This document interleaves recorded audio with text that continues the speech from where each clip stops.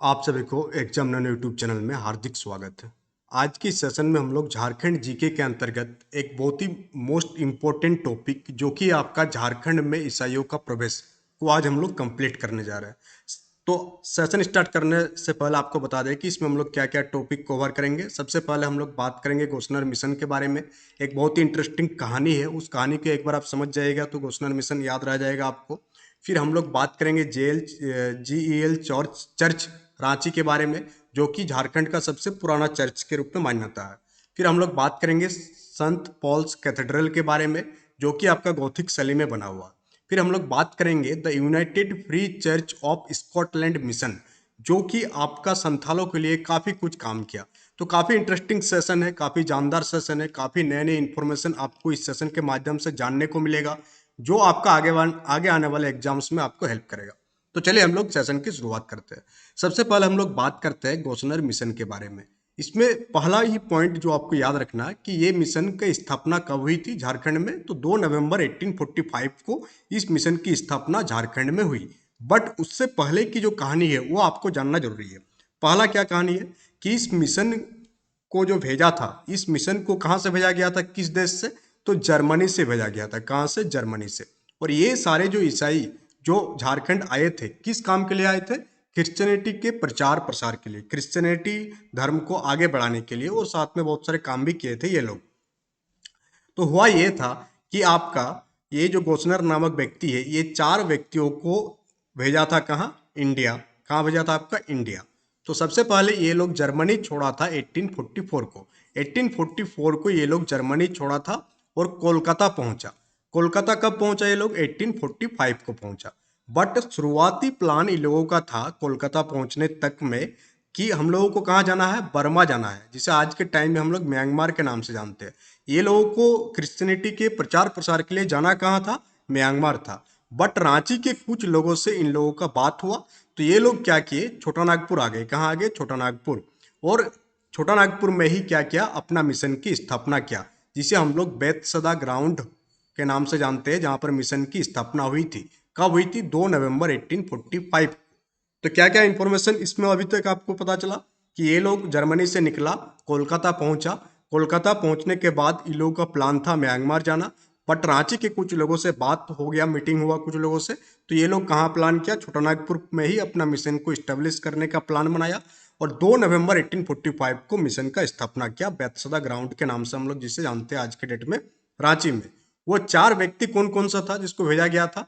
उसमें याद रखिएगा आप, एमिलो स्कॉच था जो कि एक धर्मशास्त्री था। फिर आपका कैल्सर अगस्ट ब्रांट था जो कि एक टीचर था।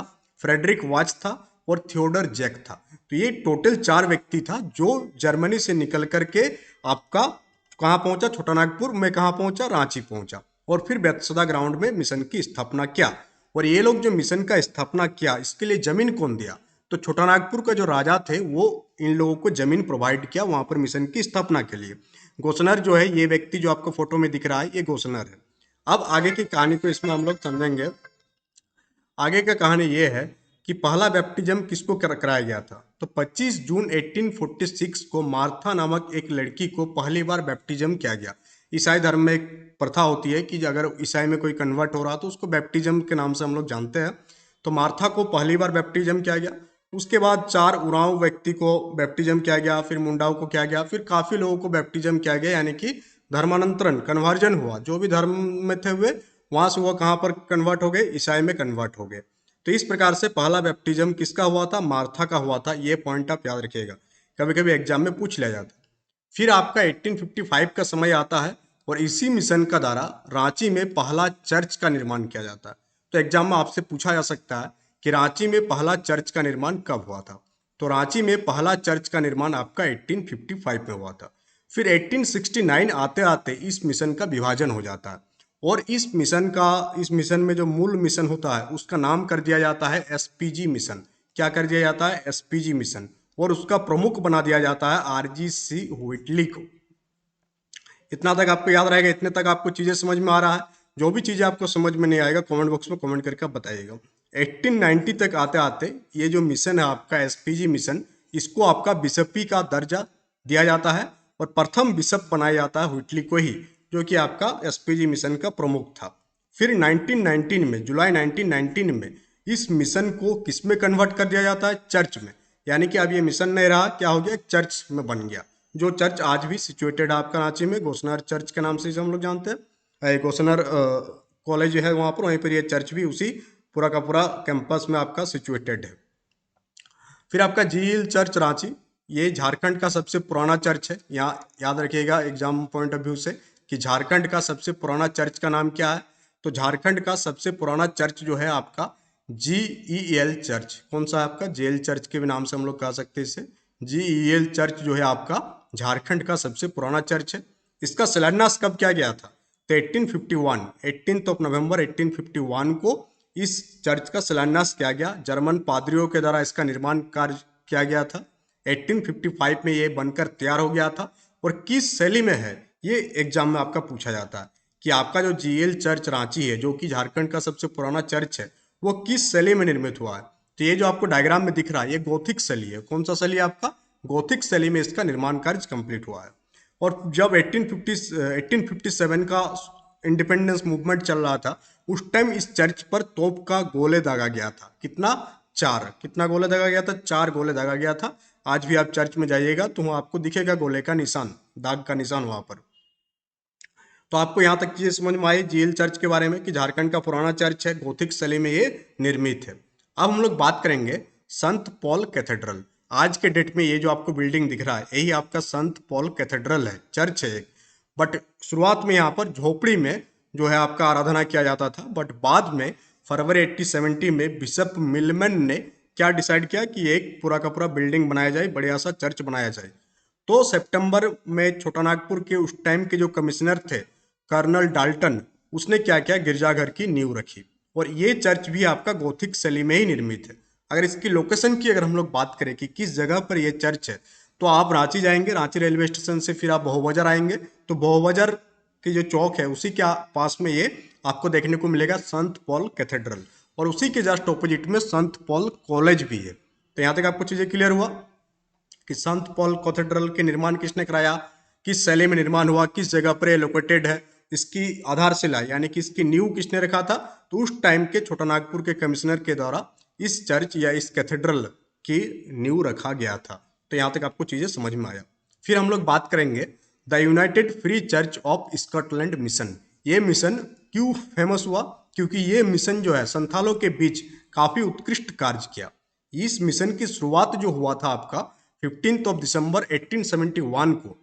आप सोच रहे होंगे रांची वगैरह से शुरुआत हुआ होगा, नहीं।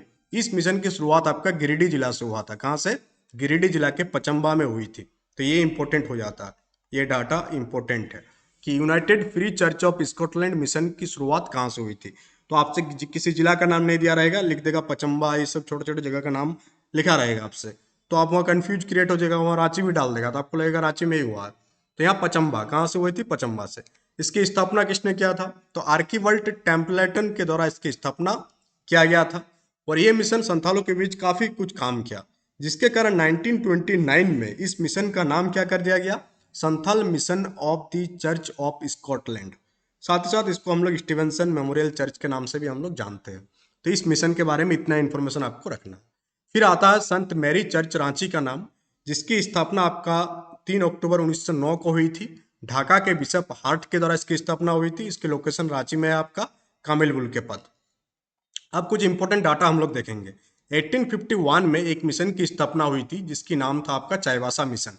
यहाँ से डायरेक्ट क्वेश्चन आपसे पूछा जा सकता है कि चाईबासा मिशन की स्थापना कब हुई थी। तो चाईबासा मिशन की स्थापना आपका 1851 में हुई थी। फिर 1869 का टाइम आया था, अप्रैल 1869, एंग्लिकन मिशन, जिसे हम लोग चर्च ऑफ इंग्लैंड मिशन के भी नाम से जानते हैं, झारखंड में पहली बार प्रवेश हुआ। और फिर 1869 में ही झारखंड में रोमन कैथोलिक मिशन का क्या हुआ? प्रारंभ हुआ। तो यहाँ से आपका क्वेश्चन फ्रेम हो सकता है कि रोमन कैथोलिक मिशन का प्रारंभ कब हुआ था? तो 1869 में रोमन कैथोलिक मिशन के प्रारंभ हुआ था। फिर 1899 में डबलिन यूनिवर्सिटी मिशन है, जो झारखंड में पहला कॉलेज की स्थापना किया था। कॉलेज का नाम क्या था? संत कोलंबस महाविद्यालय, जो भी आज के डेट में कहाँ पर आपका? हजारीबाग। कहाँ पर आपको? यहाँ पर याद रखिएगा आप, हजारीबाग। हजारीबाग में आज भी ये कॉलेज है, जो कि झारखंड का सबसे पुराना कॉलेज है, झारखंड का पहला कॉलेज है। कौन सा? संत कोलंबस कॉलेज। पहला प्रिंसिपल का नाम RJH मरे। याद रखिएगा इस पॉइंट को। फिर गणपत नाम का जो व्यक्ति था, जिसको ये बोला जाता है कि सबसे पहले इसी ने ईसाई धर्म को अपनाया था, ईसाई में इसका नाम हो गया था गैब्रियल। ये भी डबलिन यूनिवर्सिटी मिशन के प्रयास से ही इसको क्या किया गया था, कन्वर्ट किया गया था। तो ये पूरा का पूरा सेशन आज डेडिकेटेड रहा झारखंड में ईसाइयों के प्रवेश को लेकर के। इंपॉर्टेंट पॉइंट के बारे में हम लोग बात किए कि मिशन कब आया, कैसे इसकी स्थापना हुई, क्या क्या मिशन ने काम किया। तो ये सारे इंपॉर्टेंट इन्फॉर्मेशन आपके लिए जरूरी है, एग्जाम पॉइंट ऑफ व्यू से जरूरी है। और झारखंड को अगर आप जानना चाहते हैं तो भी ये सब काफ़ी इंपॉर्टेंट। आपको आज पहली बार पता चला होगा बहुत कई को कि मार्था नाम का जो लड़की थी उसको कन्वर्जन हुआ था, फिर 4 उरांव को कन्वर्ट किया था। फिर आपका जो गणपत वाला बात है, गैब्रियल पहला व्यक्ति है गणपत, जिसको गैब्रियल नाम दिया गया ईसाई में जब कन्वर्जन किया गया। 4 व्यक्ति था जो जर्मनी से निकल कर आया, फिर वो लोग कोलकाता आया, फिर वहाँ से वो लोग क्या क्या पूरा का पूरा प्रोसेस को एक मिशन का स्थापना किया। छोटा नागपुर के जो राजा था उस टाइम का, उसने क्या किया था, जमीन दिया था क्वेश्चनर मिशन को, और फिर ये सारे अपने अपना काम किया। तो इस प्रकार से आज के सेशन को यहीं पर विराम देते हैं, फिर हम लोग बात करेंगे next day. Thank you for attending the session.